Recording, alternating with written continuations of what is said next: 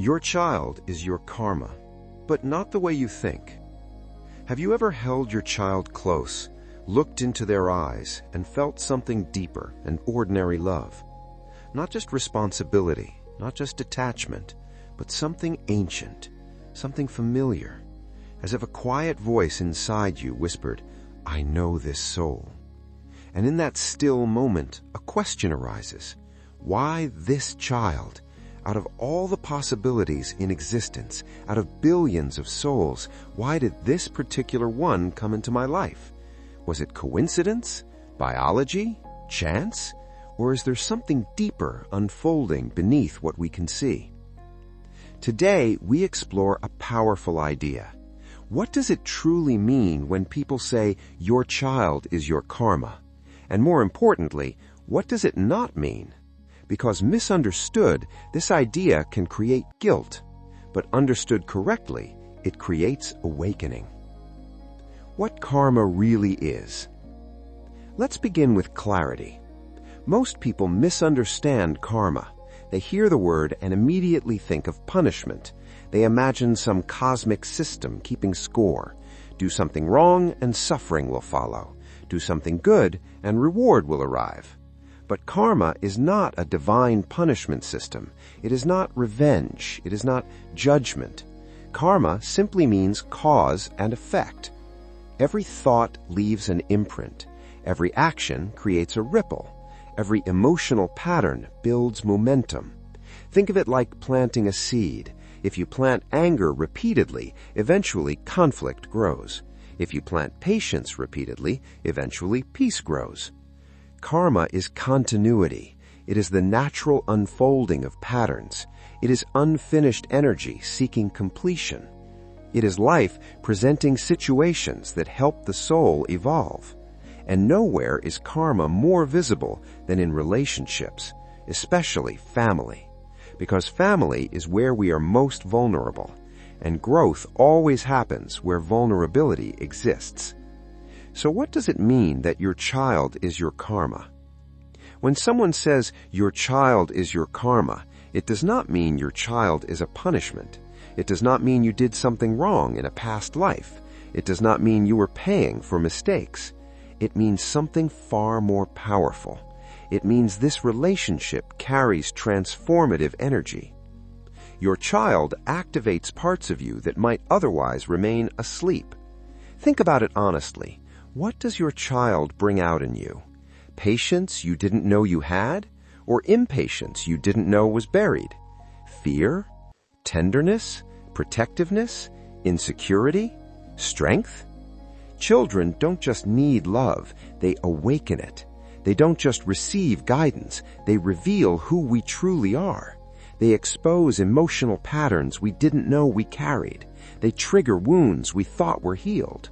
They highlight where we are reactive, and they invite us to respond differently. This is karma, not suffering, evolution. The mirror effect. Children are powerful mirrors. If you struggle with control, you may have a child who resists control. If you struggle with boundaries, you may have a child who constantly tests them. If you grew up in an emotionally distant home, your child may awaken your need to create safety. If you suppress emotion, your child may express it loudly. This is not random. This is reflection. Your child's behavior often reveals what remains unfinished within you. And here is the turning point. Karma repeats when we react unconsciously. Karma transforms when we respond with awareness. When you pause instead of explode, when you listen instead of dominate, when you choose understanding instead of fear, you interrupt a cycle. You rewrite emotional history. You shift generational patterns. That is karma dissolving. That is growth happening in real time. When the relationship feels difficult. Let's be real. Not every parent-child relationship feels peaceful. Some feel intense. Some feel exhausting. Some feel confusing.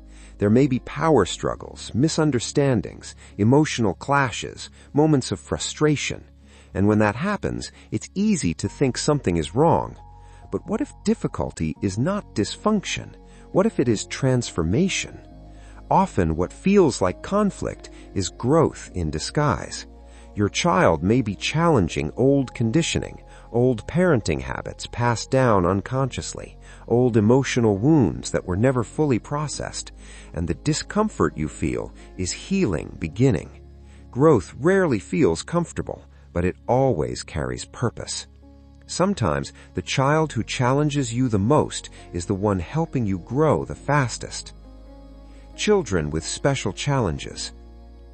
Some children enter life with physical challenges, emotional sensitivities, or developmental differences. These experiences stretch the heart in ways nothing else can.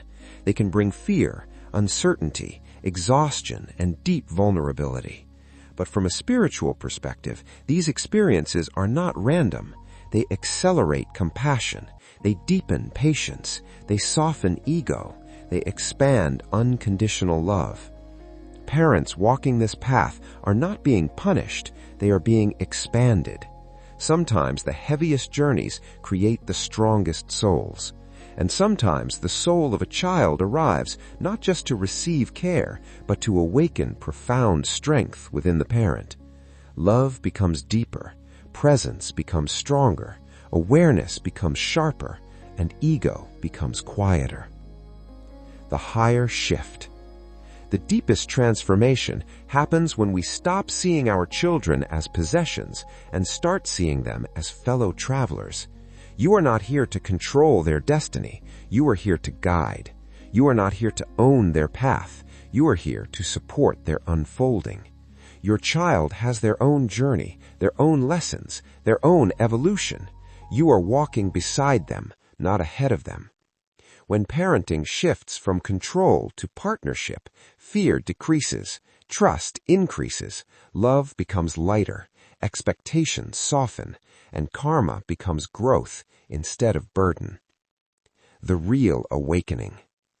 Maybe your child came into your life to heal something unfinished, to break a generational pattern, to teach you patience, to teach you surrender, to teach you boundaries, to teach you love without control. You are not just raising a child, you are evolving a soul, and they are evolving yours. So instead of asking, "What did I deserve this?" ask, "What is this experience helping me become?" Because in that question, everything changes. Parenthood stops being just responsibility and becomes awakening. And maybe your child is not your karma as punishment, but your karma as growth, as healing, as transformation.